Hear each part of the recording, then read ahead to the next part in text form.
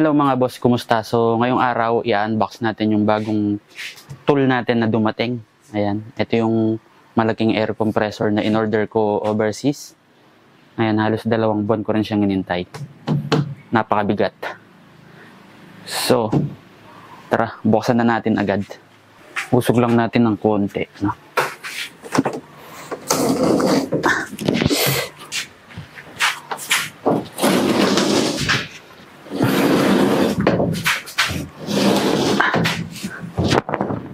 Okay, so meron na tayong access dito.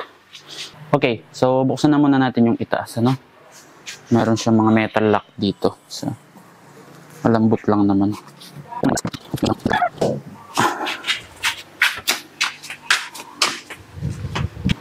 Ayan. Napakalaki niya. Kulay blue. So, tanggalin natin yung gilid.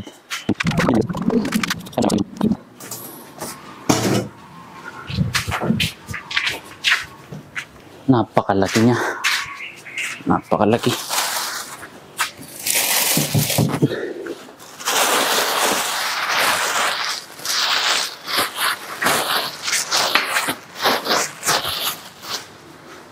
Alright.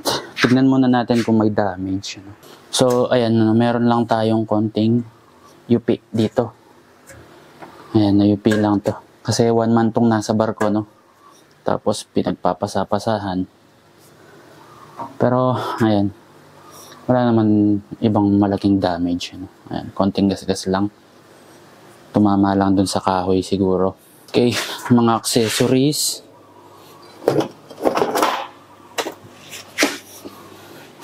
Ito yung mga accessories. Air filter. 2. Tapos, washer at pin. Para sa mga gulong siguro to. Ayan.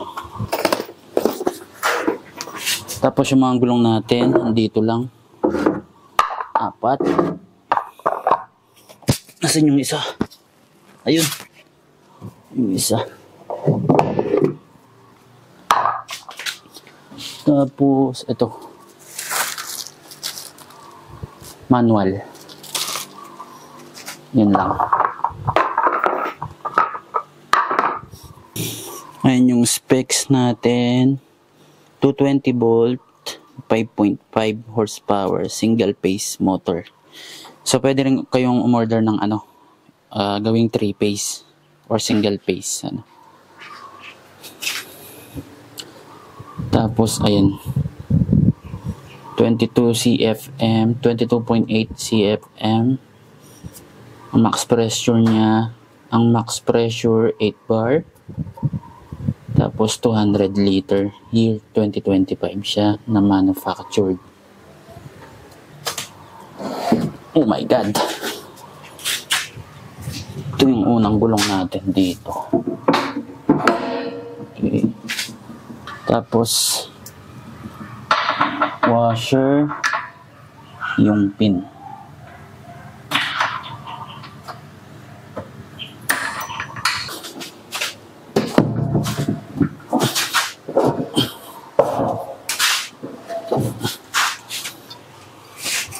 Lagay na rin natin yung isang gulong.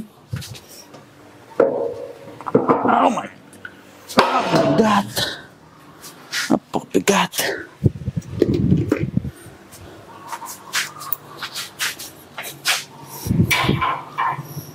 Lalak ko lang.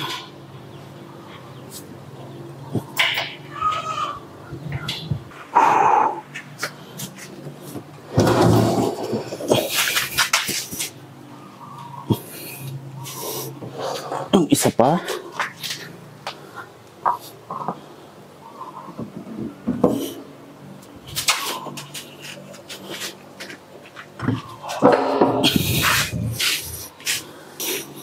Tapos, yung isa pang gulong.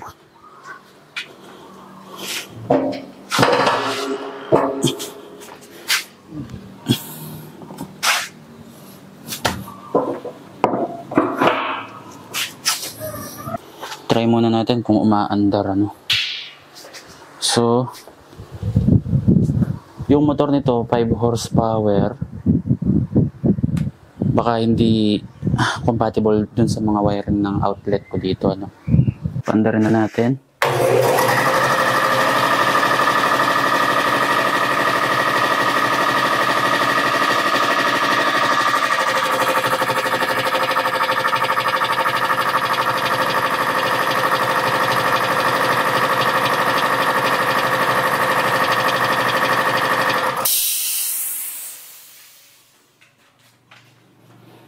Okay, yan mga boss, umandar naman siya. Napakalakas umakyat nung pressure niya ulit. So, tumawag muna ako ng electrician. So, ipapa-upgrade ko muna yung wiring niya. Pati yung dating breaker ng 1 HP ko. Yung dating breaker ng 1 HP ko is 30 amps lang eh. Dito, dapat siguro dito mga 40 amps. Based sa napagtanungan ko, no? So, ayan, hintayin ko muna yung electrician at testingin ulit natin. Okay mga boss, next day na to, nakapagpalagay na ako ng linya niya sa labas kasi sa labas ko to ilalagay, ano. Kasi maingay siya. Nakapag-install na kami ng secondary breaker, sarili niyang breaker nung electrician ko, ano. Pero sa ngayon, habang hindi ko pa siya naililipat doon, ay tetestingin na muna natin dito na nakapaglagay na ako ng fittings dito para mailagay ko yung hose kasi i-share ko sa inyo yung ginawa kong DIY na sun blaster naman. Kasi meron na tayong vapor blaster, di ba? Ito pala yung resulta ng vapor blasting natin. Ayan. Ito yung crankcase nung Enduro 125 na binubuo. Ayan, sobrang linis pati loob.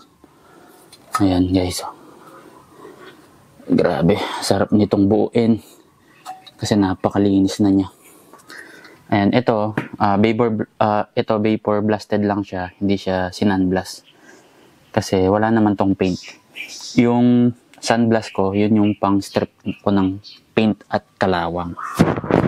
So ayan mga boss, pakita ko lang kung gaano siya kabilis kumarga kapag umandar na siya. Ayan.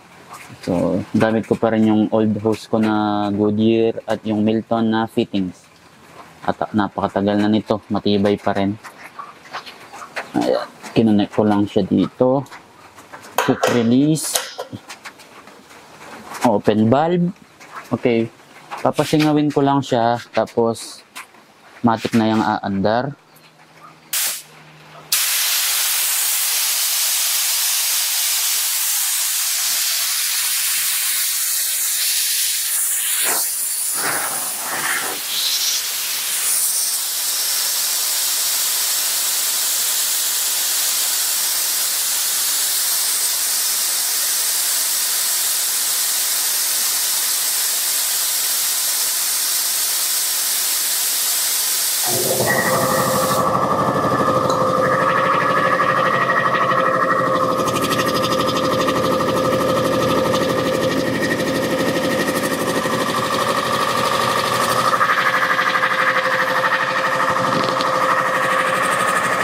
Ayan, umandar na.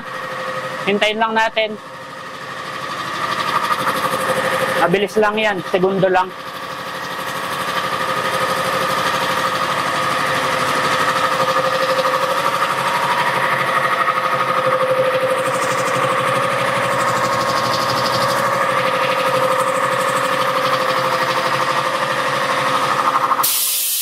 Ayun, puno na agad. So ayun guys, puno na agad. Ilang minuto ba yun or segundo? Hindi ko na tinignan. So ayan, mabilis. Napakasarap mag-sunblast.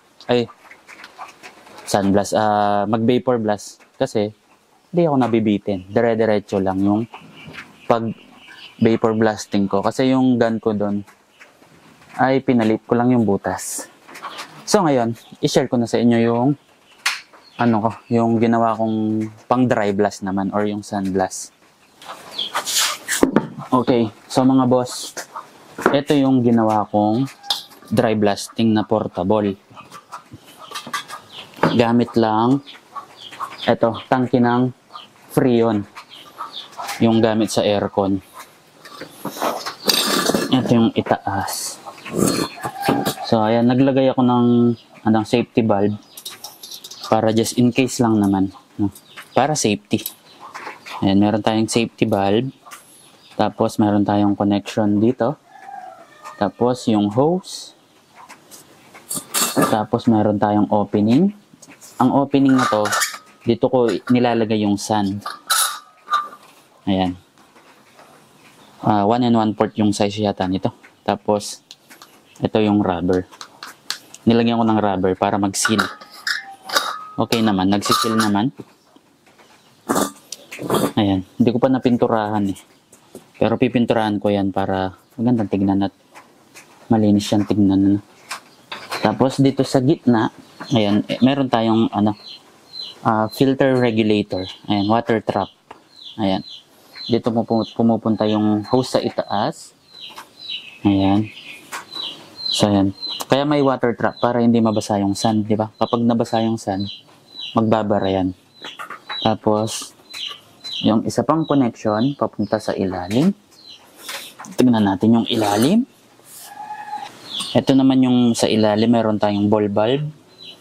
Tapos, ito yung papunta ng regulator. Yan. Tapos, meron tayong T na connection dito. Tapos, ito na yung papunta sa gun natin. Ito yung gun. So, itong gun na to, ginawa ko lang din. So, ito yung connected sa ilalim ng tank. Tapos, ayun, meron siyang, sa ngayon, meron siyang 3mm tip. Tapos, meron tayong ball valve dito.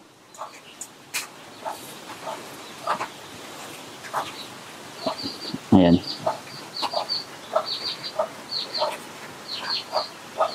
So, itong cup, ito yung 3D printed cup. Ginawa ko na lang tong cup. Walang, din. Ayan. Medyo malakas yung ulan guys ha. So, na-testing ko na siya. Maganda naman siyang mag-strip. Tapos, ang gamit kong pressure hanggang 60 PSI. Kaya niya. 60 PSI.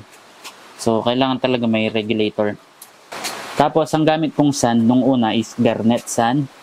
Pero, pwede naman yung buhangin ng pang-construction. Ito yung buhangin ng pang-construction. So, itong buhangin na to, ayan. Ayan. In-screen ko to para matanggal yung malalaki. Ayan, tapos, pinatuyo ko na rin. Kasi hindi yan pwede kapag basa, guys. Ito, buhangin na pang-construction lang to. Ayan. Galing pinatubo. So, halos kasi nung mga buhangin pang construction dito galing pinatubo. So, okay, wala akong mahanap na imbudo kaya ito muna, no? Karton muna. Ang downside lang nito, kailangan mo ng protection kasi masakit to sa mata ha. Kasi wala naman tong cabinet. Okay, to pantanggal ng mga kapag naglilinis ka ng chassis, pantanggal ng mga kalawang doon sa mga nasa singit, nung mahirap tanggalin, nung hindi abot ng steel brush. Kayang-kaya to guys. Kahit hindi mo naman isanblas ng buo yung chassis, kahit yung pinaka mga gilid lang, yung mahirap abutin. Ayan. Siyempre dadamihan natin para marami,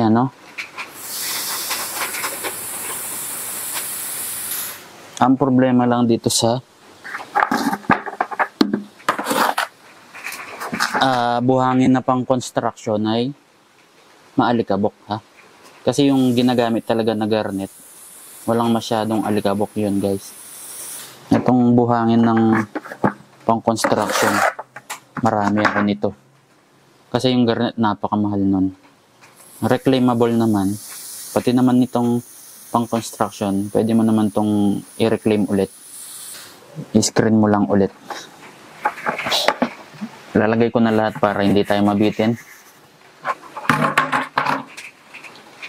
Para mabilis matuyo itong buhangin na pang construction, iluto nyo lang.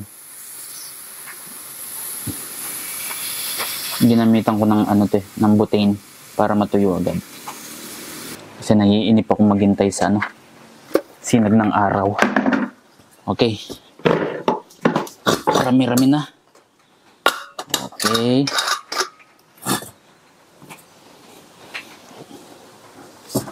So, paano ba ito umaandar?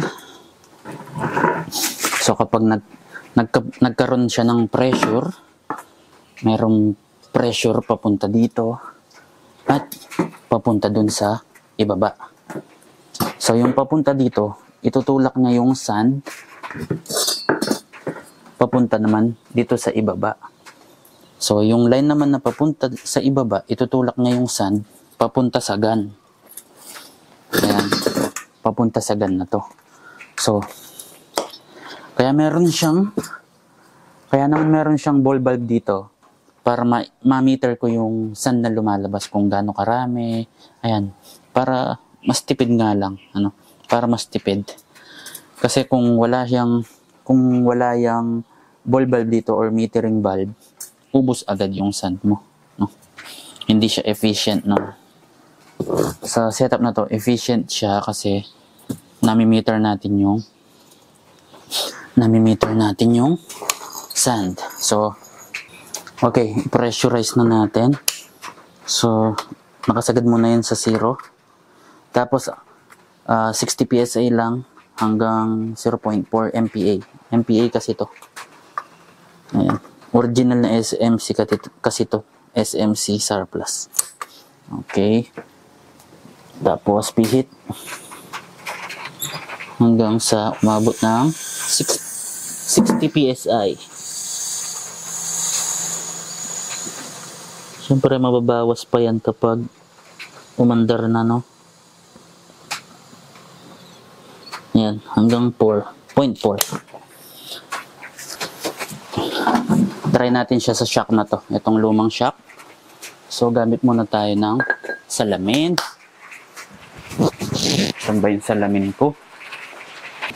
Open ko lang ng konti itong metering valve natin. Ano? Okay, testing.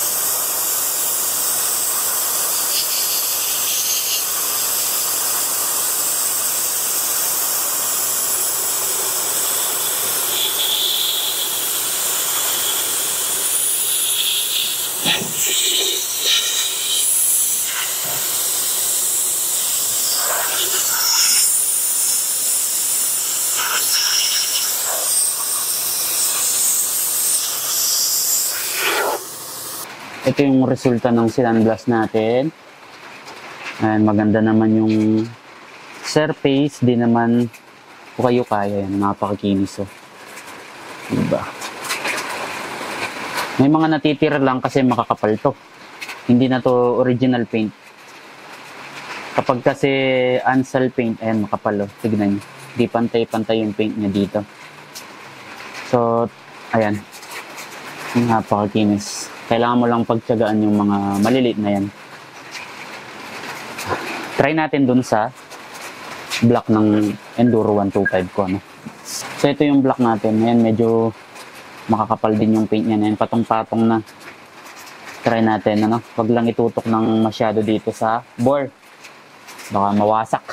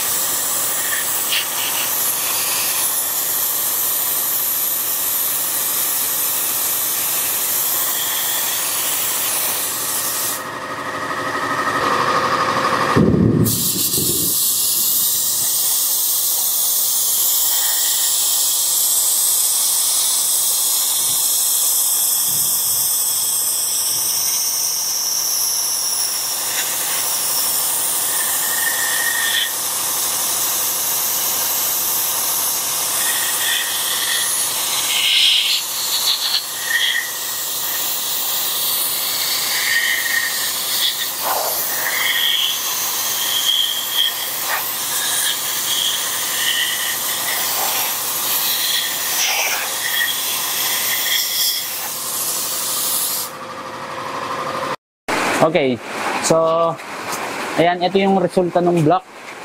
Napakalinis, oh. Napaka-efficient ng paglinis niya. Ayan. So, ayan, medyo maingay pa rin kasi malakas yung ulan.